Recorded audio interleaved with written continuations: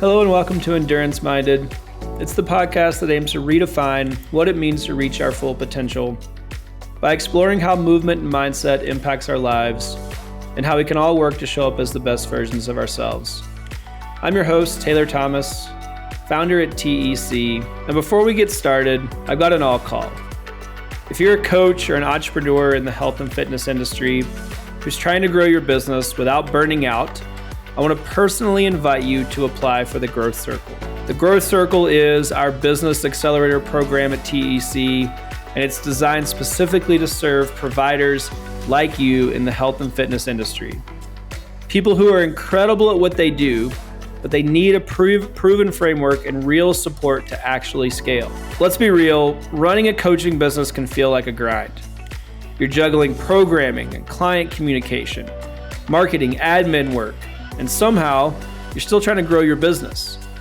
That's where the Growth Circle comes in. Inside the program, we help you nail down your ideal client and get really clear on what your offer is. We help you build a consistent lead gen process so you're not wondering where your next client comes from. We help you improve your sales skills without feeling salesy. And most importantly, create systems and support so that you're not doing it alone. You'll be a part of a driven community of other business owners in this space who get it. We host regular group calls, team intensives, mastermind sessions to make sure you're never stuck trying to figure it out in a silo. So if you're tired of winging it, if you're tired of trying to do it all by yourself, to recreate the wheel, figure out what levers to pull, what's broken and what's not, if you're ready to turn your passion into a business that actually works for you, I want to invite you to apply. You can find the link to the Growth Circle in our show notes.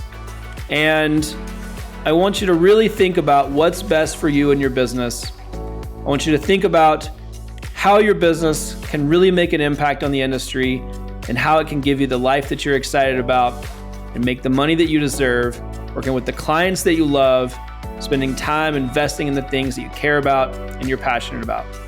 So if this is a problem you're committed to solving and you want to take your business to the next level, again, click the link in the show notes. I can't wait to hear from you. All right. I want you to put yourself in this place. You finally got what you wanted. You accomplished your goal. You've climbed the ladder, got to the touchdown, whatever the analogy is that you want to use. And it doesn't feel the way that you thought it would. And when that happens, it's not failure. That's what I call an ambition hangover. So this has happened to me more times in my life than I care to admit.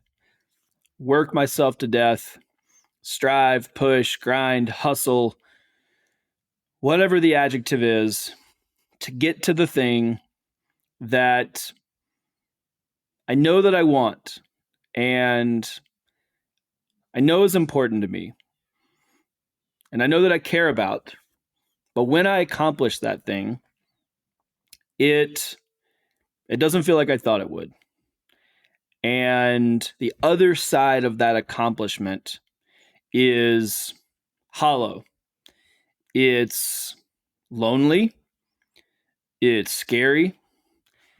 And what I've found is that we put so much energy, effort, emphasis on the chase, that ambition, the thing that drives us, whether it's athletic pursuits, whether it's business. In my circumstance, much of that is the journey of entrepreneurship. And the other side of that ambition leaves us not how we thought it would. It leaves us hungover. It leaves us feeling like we're not quite sure what to do. And that's what today is all about. This episode isn't about losing ambition. It's not about curving that drive. It's not about pulling back. It's not about doing less necessarily. It's about reclaiming ambition without losing yourself in the process. How do we be high performers? How do we drive? How do we set goals? How do we do these things that I think certain people are uniquely cut out, made, qualified to do? How do we do these things and it actually be fulfilling? It actually be sustainable? It actually be something that leaves us excited for the next phase? And today is about achievement without achievement in the absence of fulfillment just really is exhaustion, right? Achievement without fulfillment is just exhaustion dressed in success. It's success parading around as achievement, but really we're just exhausted. And I don't know if you've been there, but I certainly have more times than I care to admit, where it looks successful. It looked like I had done the thing, and I had, but on the other side of that was really just me being tired, frustrated, burnt out, worn down, and confused about what I was supposed to do next. So today we're going to unpack that. We're going to talk about the psychology of that. We're going to talk about what the ambition trap actually is, what creates this environment for the ambition hangover. We're going to talk about how to reconnect our ambition to meaning, something that actually is sustainable and is a foundation that can drive us.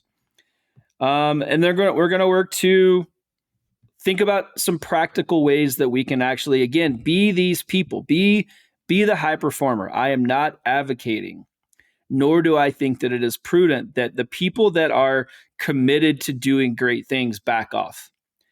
We need those people. I love people that go all in. By all means, commit to the big goal, do the scary thing, go deep, run fast, proverbially and physically, if that's your goal. Whatever that is, go all in. There is a beauty in fully committing, but it can't be at the expense of what keeps us excited, right? If on the other side of that ambition, if on the other side of that success, you flatline every time and you have to dig yourself out of a hole, then that's not what we're aiming for. So let's talk about the psychology behind this quote unquote ambition hangover, which is what I'm calling it. First, we have dopamine. This is the main player here, right? I've talked about the chemical responses of different behaviors before on this podcast, and dopamine is a major player here. It is the driver. It's the thing that truthfully most of us are in the pursuit of.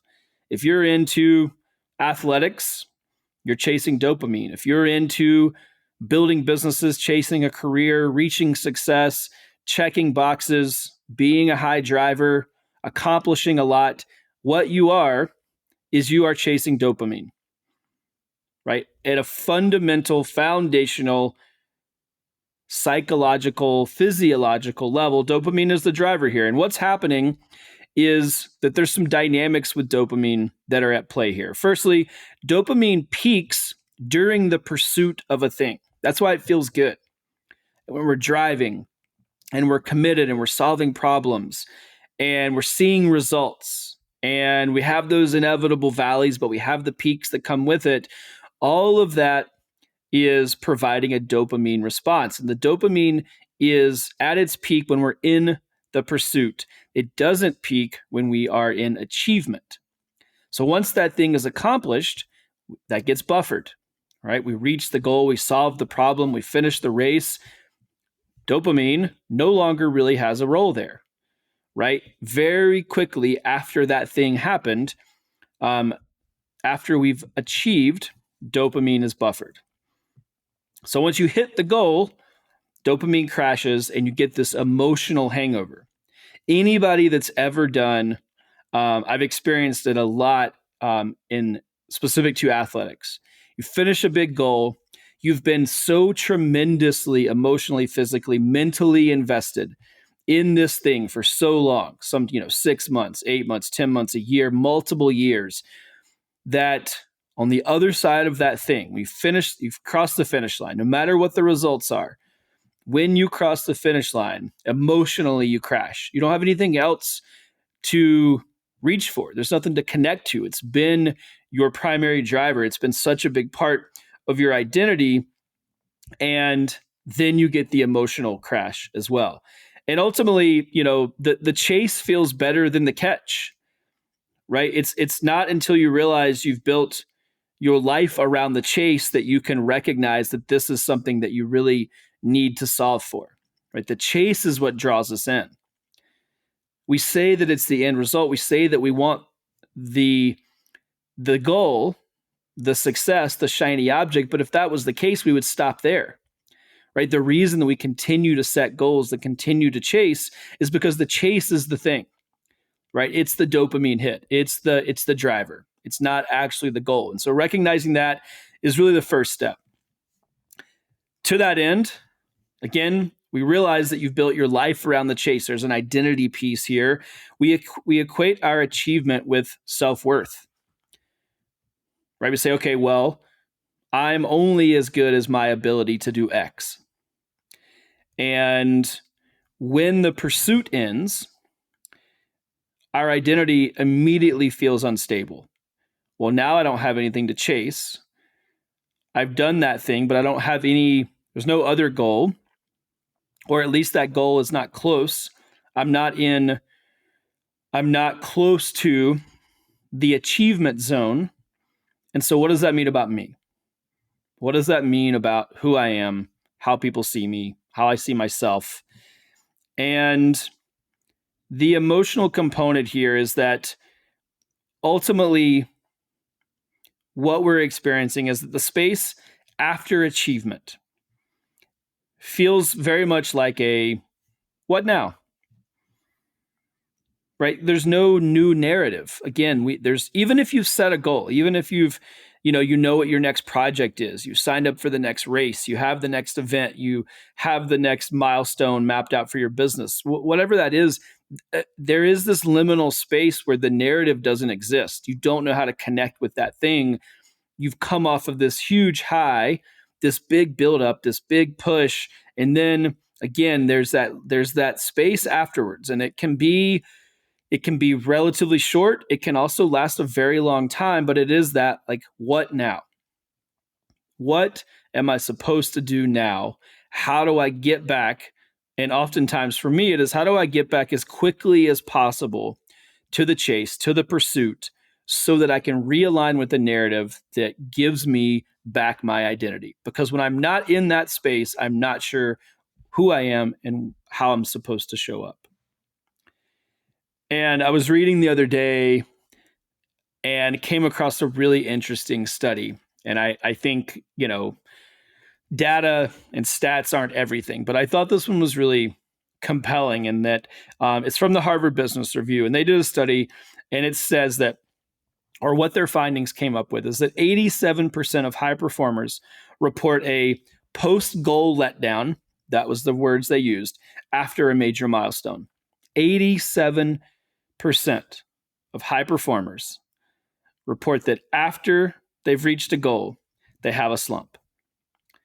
And so this is not just an isolated instance. This is a prolific issue. It's a prolific state of being that so many people at any given time are dealing with. And again, there is a very real psychological aspect here that's driving this. And it's something that I think, one, just recognizing makes it, awareness is a great tool, right? So I think that's the first step. And I hope that that's where you're at right now. You can see that in yourself. You can recognize that that's happened. I know our audience, I know the community that we've built with Endurance Minded, and it's my bet that 99.9% of people listening right now resonate with what I'm saying. You've been there. You've been on the other side of the goal. You've accomplished the thing. You were striving, push, go. You thought that if you could just reach that goal, then you could finally rest. Then you'd finally feel accomplished. Then you'd finally feel like you were good enough or smart enough or had the right ideas or whatever the thing is. And when that happened, lo and behold, there's the slump, right? There's the ambition hangover. Just on the other side of that, again, is the what now, that chasm of how do I get this narrative back, right? The chase is actually what we want. And arguably, and I'll speak for myself, the chase is what we're addicted to. It feels good to feel like we're tracking down in pursuit of something that other people can't do. Right? That's a strong narrative. That's a sexy thing to get pulled into. That's a sexy world that seems very enticing. Right? Physically, I can do this thing that other people can't do.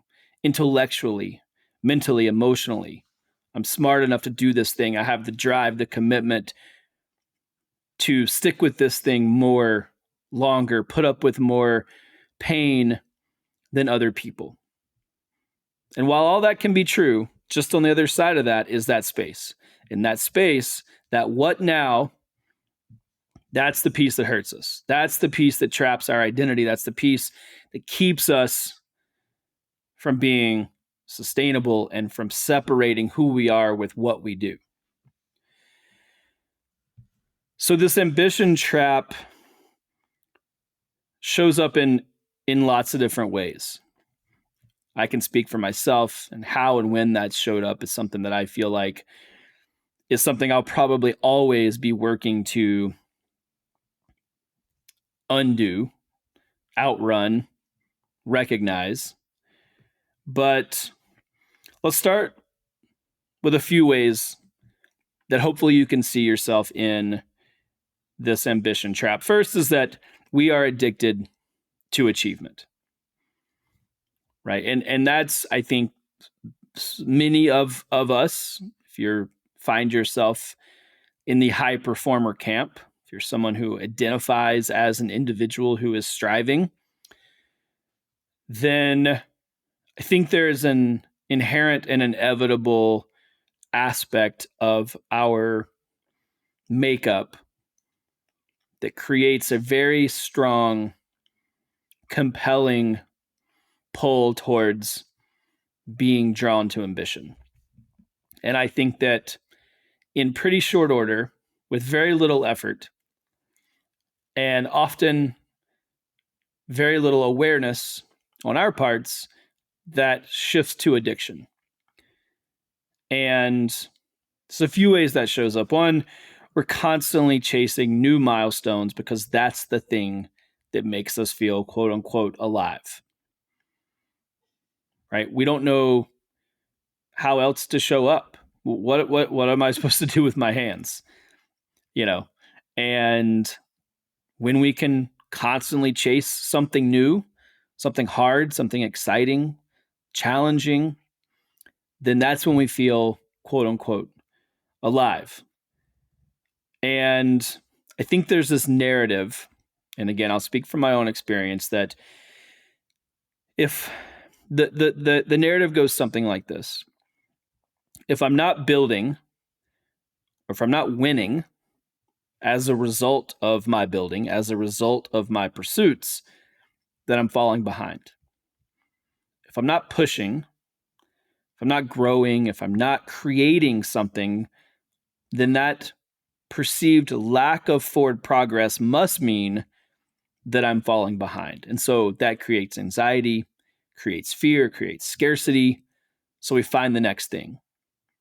We drive, right? We're addicted to achievement, and ultimately you become addicted to the high of pursuing things, because it is fun.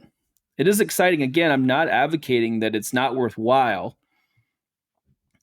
My hope here is that we're able to find some context and recognize the nuance on how to do this well, so that we're not constantly jumping from one thing to the next because our identity is tied up in it, but that we can actually enjoy it and we can take a beat and recognize our achievements, celebrate our successes, and not just jump to the next one and feel flat when we're not in pursuit. Next is there's a real disconnect with success.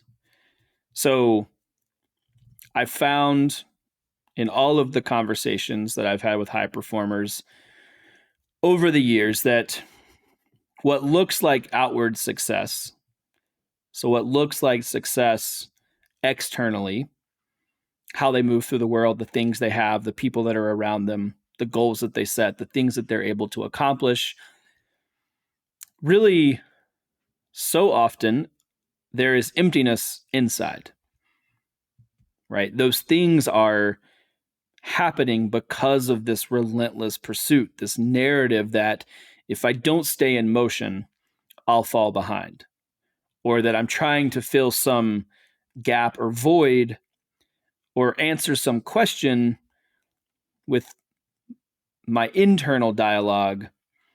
And so to try to do that, it manifests as an external expression of drive, commitment, success, as we might define that. And there's a real disconnect there, right? That creates this inherent friction where the thing that we're actually pursuing is creating an environment that keeps us from enjoying it. So while others see progress, the people that are actually creating that progress might feel numb or detached. They might not be, and I would argue often are not, connected to the success.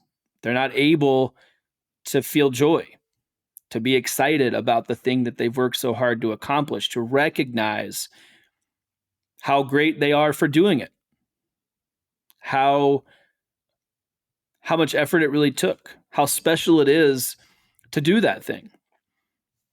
And, the voice there for those high performers, I think if they were honest, is something to the effect of, why doesn't this feel better? I'm working so hard. I have worked so hard. I've sacrificed so much. I've put in the time, the effort. I've done things that other people aren't willing to do, maybe aren't able to do. I've taken on all this pressure, all this commitment. And with all that being the truth, why doesn't this feel better? And again, the answer there is that there's a disconnect. There's a disconnect in our relationship with success, what we think it's going to elicit, and what we allow ourselves to recognize. And that I think is the inherent root cause of what we're talking about, right? It's the disconnect. It's I say that I want one thing, and I say that when I get it, I'll finally be happy or content or back off or take time or be present. And when I get there, the narrative is, why doesn't this feel better? I thought it would feel different, but it doesn't. And then when that happens, there's a guilt spiral, right? Because we know intuitively, intellectually, what we want to feel. We know what success maybe can and should bring, right? We cross the finish line, we accomplish the thing, we build the business, check the box. We know, we're not blind to what success can and should bring. I should feel happier.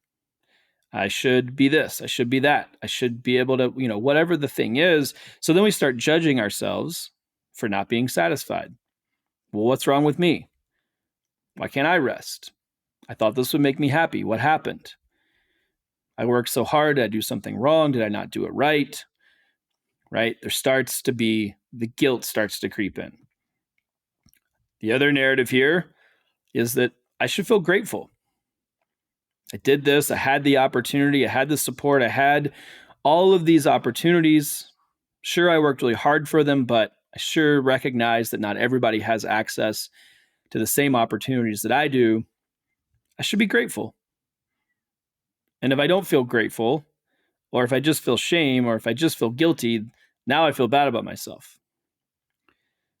So not only are we spiraling in guilt, but now we've created a shame loop.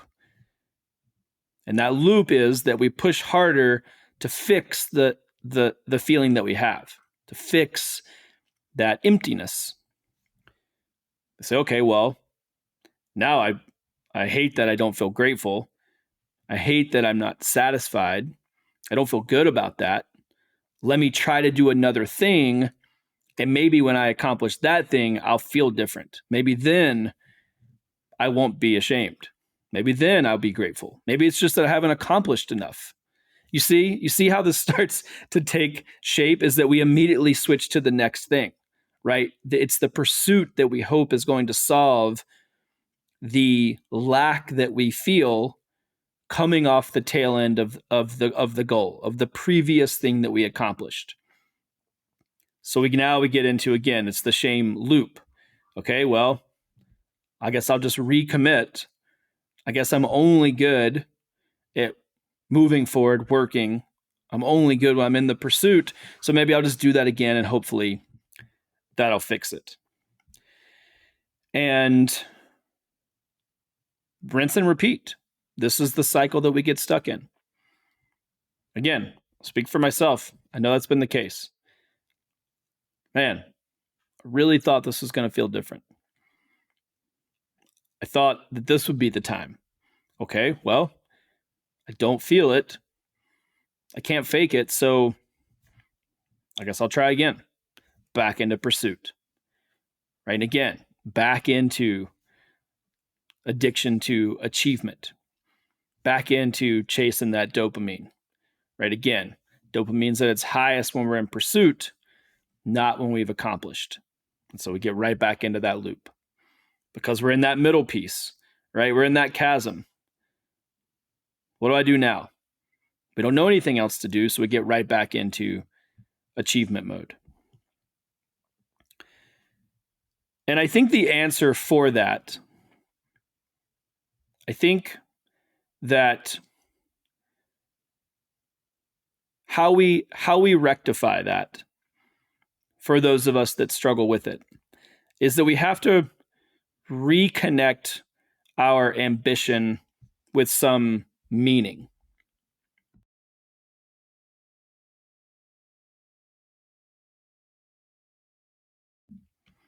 We have to bring together these two pieces of the puzzle. The piece that is, again, I think a secret sauce for so many of us, and the piece that continues to not feel that great, right? This liminal space, this in between, this I got to get back on the grind because it doesn't feel like I thought it would. So let me just get back in there, right? We got to bring these two pieces together, and I think that is that reconnection of ambition with some sort of meaning. And we really have to shift.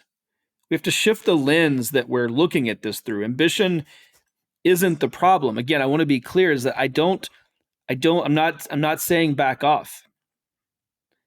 I'm not saying that ambition is a bad thing. I'm not saying to not keep striving. But the shift here, the lens through which we're looking at this is that it's not, again, that ambition is the problem. It's that it's the disconnection is the problem. That's really what we're solving for. It's the disconnect between the results that ambition brings and how we feel about them. That's the core piece that we have to solve for. And there's three ways that I like to approach this. Again, this is something that I think ultimately is, probably part of my life's work, is that I will have to wrestle with this in some very meaningful way, probably forever. And I think that that's a luxury. I think that's a good thing. I've actually, with this process that I'll map out for you, have come to appreciate this, because there's a tremendous amount of opportunity and awareness that can come when we know what we're solving for. Again, we're not dampening ambition. We're solving for the disconnect. So there's nothing wrong with us for being ambitious. There's nothing wrong with us for feeling this way. It's that we're just not focused on the right puzzle piece. And so I like to ask myself 3 questions or look at it kind of through 3 specific lenses. The first one is I like to reassess. I like to ask myself, what's fueling me? Right? So I'm going to take a step back and I'm going to reassess, and I'm going to ask, what is the driver? What's really fueling me? If I'm honest, is my ambition driven by fear, or is it driven by fulfillment? This has been a very powerful question for me. I have come to recognize that many of the things that I have pursued, if I'm honest, have been driven by fear, not by the fact that the pursuit of that thing or the accomplishment of that thing would actually be fulfilling. It's that it would dampen some fear that I have. Fear of not being good enough, fear of not being smart enough, fear of insert whatever, strong enough, fast enough, brave enough to do the thing. And what that looks like, I want to give you some language here. So when things are fear-based, when we pursue ambition because it's from a place of fear, what that is that we're looking for validation. Again, we're trying to solve something that we think is a deficit in ourselves. Again, I want to validate that I am smart, that I am talented, that I can do this thing. Also, we're trying to solve for comparison. Right? I see other people accomplishing these things. I'm scared that I won't ever get there, or that I don't have the skills or the know-how or the competency. So when I compare myself to others, I'm going to set goals based on living up to what that looks like, to those external factors. And then when our ambition is driven by fear, or when it is fear-based, we operate from a place of scarcity, right? I have to do this thing because I don't have any other options, right? If I don't succeed, X, Y, and Z will happen, right? I don't have the resources to fail. I don't have the people in my corner. I have, right, scarcity. This is a key driver. I think anybody that I've ever talked to has made lots of decisions and driven really, really hard at things because of scarcity. And it's hard to see it in the moment, but I hope this is an opportunity for reflection and you can get ahead of it next time.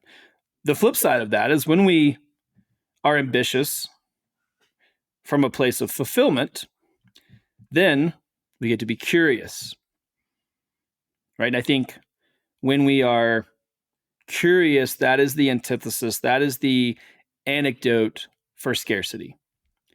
Can I be curious versus scared? And I found that when I approach things with curiosity, genuine curiosity, that allows me to really shift, right? Because curiosity leads to excitement. Curiosity leads to creativity. Curiosity leads to connection with people and places and things and possibility that we weren't able to see, specifically if we were making decisions from a place of scarcity or if we were fear-based in our ambition. Next is fulfillment, leads to growth, right? Fear-based ambition is not true growth. We might move some metrics, the needle proverbially might move, but it's not true growth because we are stunted, right? We're not growing as individuals. The things around us might grow, but we are stunted. And so true growth happens when we view ambition through the lens of fulfillment. And lastly, contribution, right? It allows us to contribute in a meaningful way because we are more clear. We're healthy people. We're not pursuing things from a place of fear and scarcity and comparison and validation and all of these traps that bog us down. We get to show up and contribute. We get to show up and build things that are more impactful and more valuable. And we get to contribute a positive narrative to the people around us. And I think that is ultimately one of the most meaningful takeaways. So I want you to reassess and I want you to ask yourself, what is fueling me? Is fear-based ambition what's fueling me? Or is fulfillment-based ambition what's fueling me? I want you to be honest. The first time I worked through this was pretty confronting. I was like, oh, shit. Right? I had to be honest with myself. But awareness and clarity is the best gift that we can get. Once we know what we can focus on, then we can start to change the tide. So I want you to ask yourself what you're chasing right now and why are you really doing it? And be honest with yourself. Once you do that, then I want you to recalibrate. So when you do that, and if you do it honestly, there will be some takeaways. You will find some things that you want to recalibrate. If any of this conversation so far has resonated even a little bit with you, there'll need to be some recalibration. Again, great. Clarity is the best gift that we can be given. And when you recalibrate, I want you to define what enough is. Right? Why are you really driving? What is enough? And I think there's an opportunity for a new metric here. I've heard it called the sufficiency metric. But what it is, what is enough revenue? What's enough growth? What's enough output? Is there enough? Is there an endpoint? And what we know, the reason that this comes about is in doing some research, I found that there's some neuroscience here. There's actually the way that our brains work and process information is that we know that from a neurological perspective, satisfaction increases when expectations are defined and met. So if it's ambiguous, if we don't know what enough is, if we don't have it defined, what is, pick a thing, pick all the areas. Again, revenue, growth, fitness, time with your family. What are the things that you're chasing? And define them. Put numbers to them. Let's make it quantitative because then we know what we're moving towards. Then we have a clear end goal. It's not just ambiguous. We're not leaving it up to chance. Our brains can't move in the direction of what it can't see. And I think that we forget that, right? We say, well, one more goal, one more step, one more event, one more whatever, a little bit more money, a little bit, how much, right? Because we get there and we haven't defined it and our brains immediately move to the next thing. Okay, well, I need more. I need more. If all we've defined success as, if all we've defined ambition as is getting and wanting more, we will always look for more. That's what we've programmed our brains to look for. So I want you to define that. I want you to recalibrate and define what enough is. And I think the most powerful question here is to ask yourself and write the true answer. I'll know I'm successful when. What's the answer? I'll know I'm successful when. Insert the answer. And now you know what your target is, right? So that you're not just caught in the hamster wheel. And I really want to encourage you to sit with this. I think this is a hard question. These are hard questions. It's hard to put a number on it. It's hard to define this. Again, when we are driven, when we're motivated, when we're hungry, when you're a high performer, it feels like it's capping yourself. It feels like it's capping your potential, but I promise you, it is allowing you to reach your full potential when you define what these things are. What is enough? And answer the question, I know I'm successful when. Last piece of the puzzle here is to reconnect with your meaning. So we're going to return to some sort of purpose, right? So we're going to assess what's going on. In that process, I promise you that there'll need to be something that's recalibrated. We're going to answer these questions honestly, and then you're going to have to reconnect with how you actually get there. Because just answering those questions isn't going to move you in that direction, right? If nothing changes, nothing changes. You're going to have to reconnect and change your behaviors to move in the direction of being more satisfied. And I think the simple question here is to ask yourself, what do I actually want to feel every day? I talked to somebody one time, very successful individual, that said that their only marker for success was how much joy they felt in a day, how much joy they felt in the pursuit of the things they were doing, whether that was work, their family, friends. How much joy did they feel? Did they feel like they had a day that was generally full of the things that gave them joy? That doesn't mean it's in the absence or devoid of hard work, but that hard work was something that brought them joy. And that was their metric for success. That was the only thing. And they were wildly successful and continue to reach their goals and continue to do amazing things. But their metric is joy. And so the answer to that question is, what do I want to feel every day? In that particular instance, joy. But that can be whatever you want it to be. But I think that's the most clear way to reconnect with some sort of meaning is, how do I pursue my days in alignment with how I define success? Right? What do I actually want to feel every day? And, I know some of you might be hearing that and say, well, that's all well and good, but I have X, Y, and Z to do. I have these responsibilities. How we pursue those things is a choice, right? We get to decide how we feel, right? It is not the external tasks that are placed on us, our roles and responsibilities. Those things aren't actually what create how we feel every day. How we feel about those things is what creates that environment. We can change our perception, right? You can wake up and decide to be happy, or you can wake up and decide to be stressed and mad and anxious, right? That's a choice, right? How we feel about those things is under our control. Just in the same way we can be mad, we can be glad. In the same way we can be happy, we can be sad, vice versa. We get to decide how we actually want to feel every day. We get to set an intention for how we pursue these things in relation to how we want to feel.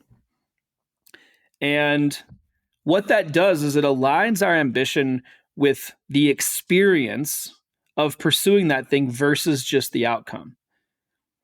Right? When we're solely outcome driven, we don't get to think about how we feel in the pursuit. We put our blinders on, we put our head down, we focus on outcome. We wash over the actual process. We wash over how we feel while we're pursuing that thing. Well, the pursuit is all there is, right? The outcome is short-lived. What if we change the narrative around the pursuit? What if we changed how we actually think about the experience of ambition versus just what ambition elicits, which is an outcome? So instead of just saying, I want more, maybe it is, I'd like to have some meaning to my pursuit. So instead of more, it's meaning. So work to make that shift. Again, how can you actually control? How do you answer the question, what do I want to feel every day? Because every day is the pursuit. That's what we're in. Again, the outcome is short-lived. Ambition is what we're in every day. So we get to decide how we feel about that. I want to give you a few things that you can do to sink your teeth into this even further as we close out. And one, I think you can do an audit. This is something that's been really helpful for me. You can call it a fulfillment audit, which is kind of what I've defaulted to. Pick your own language, whatever makes sense. But it's a weekly practice and it's 3 questions. It's what energized me this week. All right, so what gave me energy? What drained me? And what do I want to do more of next week? 3 simple questions. What energized me? What drained me? What do I want to do more of next week? Start to make some small changes. Right? What can you do? Can you get rid of a small portion of the thing that drains you? Can you do more of what energized you? And then are there other things that you want to see represented? Back into some tactical application there. Make sure that's represented on your schedule. And then you can track this over a month, 30 days. Each day, you can write down one thing that, and I want you to use your own language here. Joy sometimes for me feels out of reach, feels soft. Maybe you connect with joy. Maybe you connect with satisfaction. Maybe you connect with happiness. Maybe you connect with some other adjective, some other descriptor that is a good representation of what energizes you, what helps you feel connected to your ambition, what helps you feel meaningful in your pursuit. Find that word, and I want you to just recognize each day what brought you joy or happiness or satisfaction, not just achievement. So not, I checked the box, I did the to-do list, but what's the thing that actually helped me be connected to my ambition? And just keep track of that every day and then look back and just take stock. Right? What that ultimately do, what it will ultimately elicit is it will reveal a list of things that really fulfill you. So the end goal, the outcome, those are things that actually aren't fulfilling. If you take a small step to track actually what's making me happy, what makes me feel good, these are the things. This is a list. Now you've created a 30-day list of the things that fulfill you. And what I would encourage you to do is to take this information, however you want to aggregate it, and however you want to keep track of it, and whatever language you want to use to track this. I would encourage you to share it with somebody. Share it with 1 to 2 people you trust, and use that to hold yourself accountable. Right? Because it's not if, but when you lose your way in this. It's hard to stay connected to this. I'm not advocating that when you answer these questions for yourself, that you're going to be magically on the right path. You have to come back to this. You have to stay connected to it. Again, you will continue to drive. I hope that you do. If you're someone who's fueled by ambition, I hope that you continue to hit it hard. We need as many people in the world that are committed to greatness, committed to doing the things that are hard and challenging and take commitment, and that you have to go all in. I think there is a tremendous beauty in that. And I think that those things are worthwhile pursuits, but you will get off track. So when you find the clarity that you need, when you get the answers, what does success actually look like? I'll know I'm successful when. These are my metrics. This is what I'm actually in pursuit of. This is how I define success. When you get those answers, when you actually track what makes you feel happy, makes you feel connected to the process, to the pursuit, talk to 1 or 2 people. Share it with them. You need some accountability. All right? When you get off track, when it gets hard, when you lose sight of it, when you're tired, when the goal feels super far away, whatever it is, you're going to need some people in your corner. So find your people and share it with them. Ask them for support. Maybe ask them to answer the same questions so you can keep each other accountable. And I want you to understand that the ambition hangover, it doesn't mean that something's wrong. It doesn't mean that something's wrong with you. It means that you've outgrown success, in quotes, as your only metric. right? Success no longer is the thing that you can hang your hat on because you have reached it. You've accomplished the thing. You might have accomplished it many, many times. So success as a standalone metric, as an ambiguous, nebulous thing that hangs out here in the universe that you're chasing after, is no longer enough. So you need to define it. You need to get clear on what connects you to the pursuit, what success actually is, and how you define that in your life so that it is meaningful, so that the pursuit doesn't leave you high and dry, so that you don't get on the other side of that next benchmark and find yourself left asking, what's next? What do I do now? Who am I? Who am I without this pursuit? So again, the ambition hangover, it doesn't mean that something's wrong. It means that you need to work to find connection to something more meaningful than just the pursuit of success, because you are successful.